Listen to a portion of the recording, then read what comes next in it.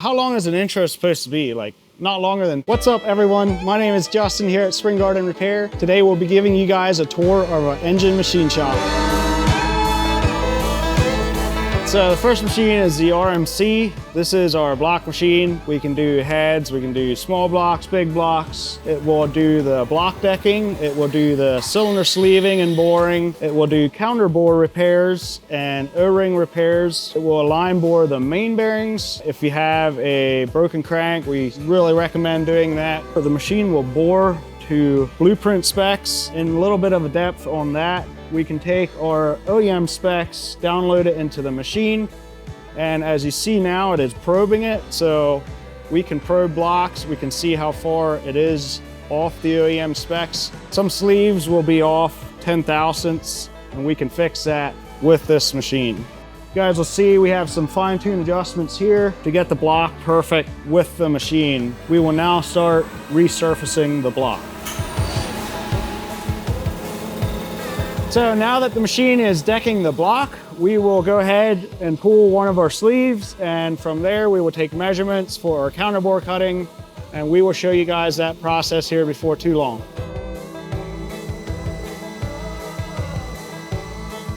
From our boring block machine, we would then move the block over to our Rottler home machine.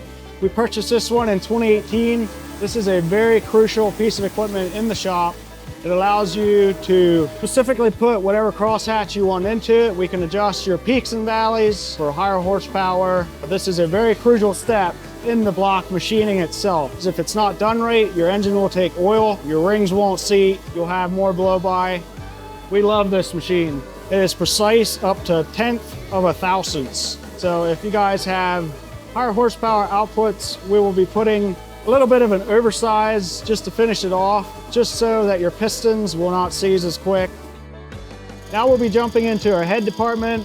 This is a CNC single point machine. With the single point, it allows us to machine seats. It will allow us to go into intakes and exhausts just to remove the extra casting for better airflow.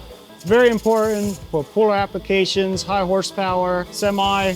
You guys are looking to reduce exhaust temperatures, this is the best way to do it. This is a head that we opened up. We call it porting. You can see where the excessive material is taken away. Here's one that's not done. You can see that there's excessive material there, and that's what we're talking about as far as airflow. Another super cool thing about this machine, the radius cuts are very nice and smooth. We're not making one cut, jumping to the next, creating an edge. Everything is flowing real nice and smooth with the single point machine for your optimal airflow.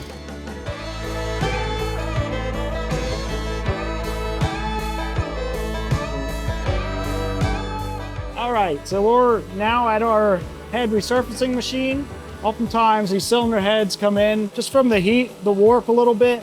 So what we'll do is we'll check it. One nice thing about this Rottler is we can initially clamp it up, and then we have fine-tuned adjustments down here to fine-tune the head adjustment to the milling bar. What this allows us to do with our CBM tools is get our finish that is needed for different head gaskets, like your multi-layer steel head gaskets. We can set this up to where it'll have the optimal sealing. It won't seep water. So what you'll see it doing now is it'll take a little bit off. It might take a couple passes to get it perfect. So this is a new machine for the shop. We added this last year to our fleet. This is our crank balancing machine. Very crucial, cut down to your minimum vibration. First of all, we would usually weigh your bearings, your rings, your pistons, your clips, and same with the rods, just to ensure that all the weights are the same. From there, we would adjust our bob weights if they are off between each other just a little bit. From there, we would rotate our crank to see how far the crank was off. It tells us how much to take off each side. So the right side is off 187 grams. The left side is 197 grams. It'll show us exactly for the drill on this side, how much to take out to ensure it's perfectly balanced. It takes less wear off your bearings, and just the motor in general will run a lot smoother and have a longer lasting life. So I'm going to show you guys a 5.9 block that's cracked. This is something that we check on all blocks and heads. I'll show you guys that process right now. This is a good way to bring out any cracks in the cylinder heads, is oftentimes where we find them, but here and there blocks will have that. And this is something that we can fix. We can weld, cast. It just depends on the location, how bad it is, but that is something that we can do. What this initially is doing, it's magnetizing it. It's pulling the particles into the crack. It allows us to see how big or how extensive the crack is. Will also tell us if it's repairable, what'll happen if it'll leak water, if it'll leak oil. It's another critical part in making sure that everything is right on the motor before we do any kind of machine work, just to ensure that everything is perfect when it leaves here. So this is our cleaning room. We have a sandblaster in here. This is the oven. We'll stick a lot of heads in here, especially on this newer emission stuff. You'll get a lot of carbon buildup in your intake exhaust ports. It pretty much just heats the heads up to a very hot temperature. It'll break all that loose. It saves us a ton of time from going in there by hand, chiseling it out. It's just a very, very clean process. After that process, we'll stick it into the shop blaster. This is for external stuff. It'll clean all your paint, your rust. It'll look like a brand new casting. Another big thing with our cleaning side is our acid cleaner. We have acid in here. This is what we clean our blocks with. Some heads, cranks, a lot of the bigger stuff does very well with getting all the materials and grease. Does a phenomenal job in cleaning the block so that we don't have to blast feed the block and then have to clean that out. This does a great job with a little mess as possible. First step we usually do for a crankshaft, we'll take it into our parts washer here. What we'll do is we'll wash it at 150 degrees, usually for about 6 minutes. When it's done, we'll air dry it just to keep all the rust, surface rust off of it. And after this, we'll usually check straightness, which we'll show you guys next. All right, so first we'll put a dial indicator on. We'll check the straightness of the crank, if it is bent. From there, we'll stick it into the vices here. Make sure it's clamped in here real good because we're going to be putting hydraulic pressure against this. Now that we have it clamped in, we'll use our hydraulic press here to get it back within specs as far as being bent. So we'll apply pressure to the middle journal. You guys will see, pretty sweet machine. This will get the crank bent back into specs and get it nice and straight again. And then from here, we'll jump over, we'll check for cracks, and we'll show you guys that in a little bit here. All right, so now that the crank is straight, we know everything is good there. We'll come over to our mag table here. What we'll do here is we'll take some of our good mag fluid, and this has small particles in it. What this does is it'll pull all those small metal particles into the crack. We've got that sprayed on. One over here, magnetize it. One end, and we'll do this end. On this back, Higard field indicator, you guys can see the magnetic field, it's working. Now that it's magnetized, we'll grab our black light. What this will do is it'll bring those cracks to life because of the small metal particles that are pulled into it. Usually like to do this in the very, very dark situation.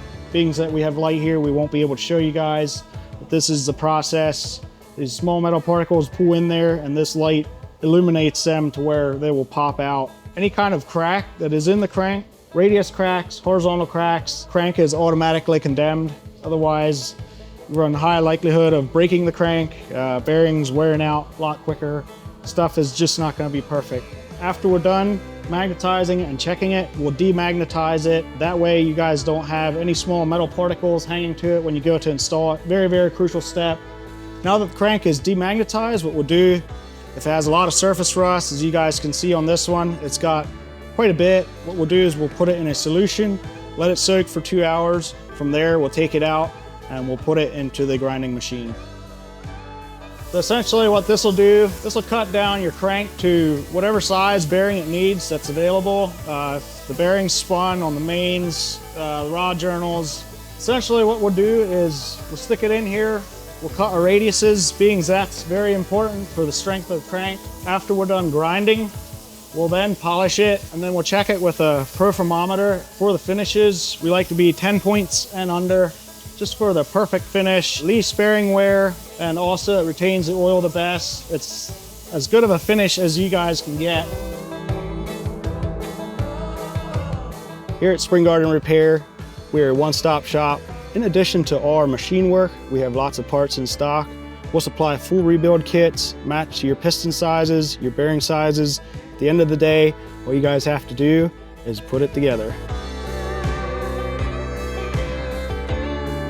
All right guys, leave a comment down below if you have any questions or if you want to see any more machines in depth in future videos. Follow us on Facebook, Instagram, YouTube. If you have any questions, feel free to reach out to us at springgardenrepair.com on the website or at 717-768-3860. We'll see you on the next one.